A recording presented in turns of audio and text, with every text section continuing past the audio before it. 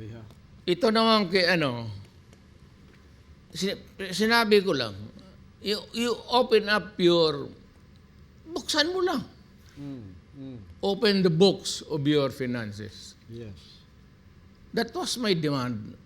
Ang sagot nila, this has prompted different reactions from lawmakers, from Congress, most of whom vouch for the integrity of the lower house and the strict adherence to the law.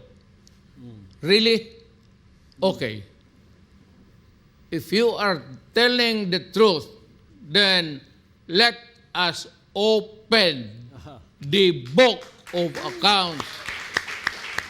Wala mang problema. Strict adherence man kaya. Di pakita mo. Ito, Mayor, strict adherence. Nagkamali ka dito. Then I will apologize.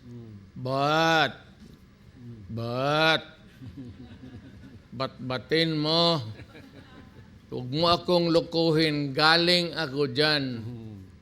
Gusto ko buksan ang libro ni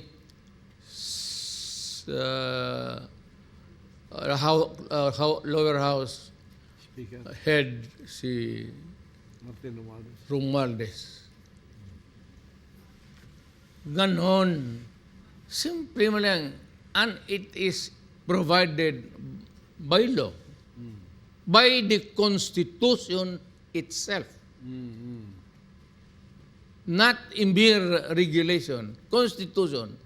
The right of the people to be informed.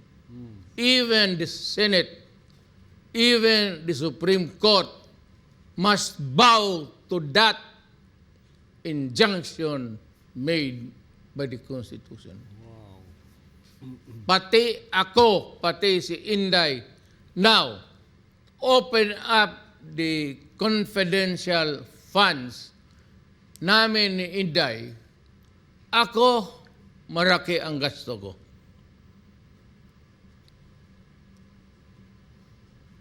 Pinaganda ko ang Davao by all means. Patayan, totoo yan.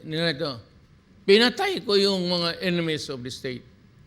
At yung nag-surrender, tinanggap ko. And look at Davao now. Sige nga.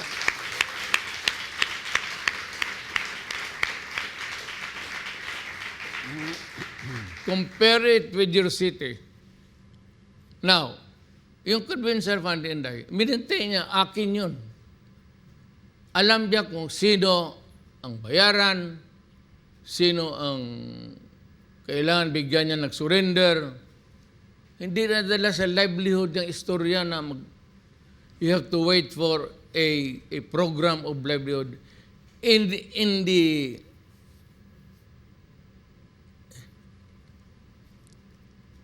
the conundrum of sa government, Hindi madali. So, pag ikaw surrender, ayan o. Bigyan ka agad. Bigyan kita. Okay. May bahay, may lupa, may pera. Kaya kung kinarakot namin yan, tignan mo ako ngayon. Ang hiram lang ng jacket, pastor.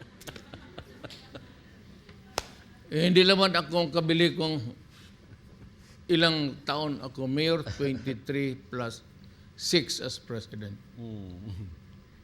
Tignan mo bahay ko. Nakapunta mo noon si pastor. Nadagdag lang ng isa kasi bahay ng kapatid kong binili ko. Ayan. Yan kaya ang bahay ng presidente?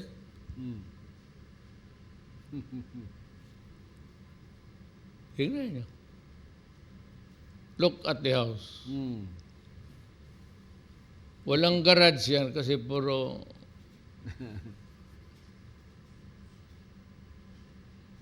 yung sa taas, maliit na kwarto yan. Nagdagang ko kasi nanganak kami. Tapos pag alis ng kapatid ko, binalik ko na lang para in front of it is also a housing na yan. Binagay ko sa anak ko, si Baste, yung mayor. Ayaw kong malayo eh. Yung harap niyan, bahay lang rin ng housing. Yung kanya formang housing talaga, hindi pa niya iniba. Eh, yung guest son ko eh. Tapos na mayor, gusto ko lang na makita ng mga apo ko pati nandyan siya. Yung bahay na yan, Mayor, nung mayor pa kayo. Mayor pa. Long time ago.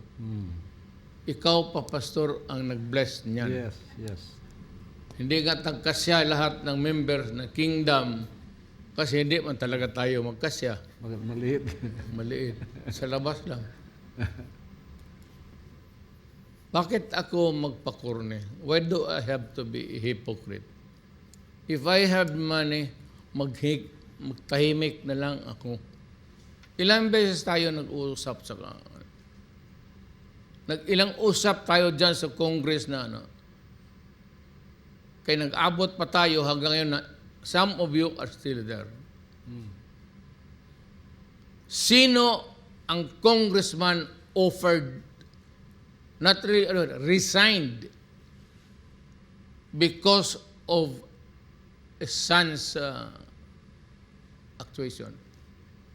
Kasi si Pulong, yung congressman ngayon, bata pa, nakipagsuntukan ng security guard. Eh malaki si Pulong eh. Ibakbakan, eh nabugbog yung security. Ang ingay dito sa Davao, yung kunodrom nga ng sige, ganon. Nung umabot yung sa Congress, sa radyo, na ganon ang nangyari. Sabi ko ganon. I offered to resign. Nilagay ko doon sa speaker, I am resigning. Sabi ni Speaker Villar, buhay pa naman yan. Hindi ko matanggap yan kay puro lang tayo congressman. Nilagay lang ninyo as speaker to maintain the order of action sa bill. In the conduct of the internal affairs dyan sa floor. Sinong congressman nag-resign as a matter of principle? Be? Tanungin ko kayo. Sinong government official nag-resign as a matter of principle?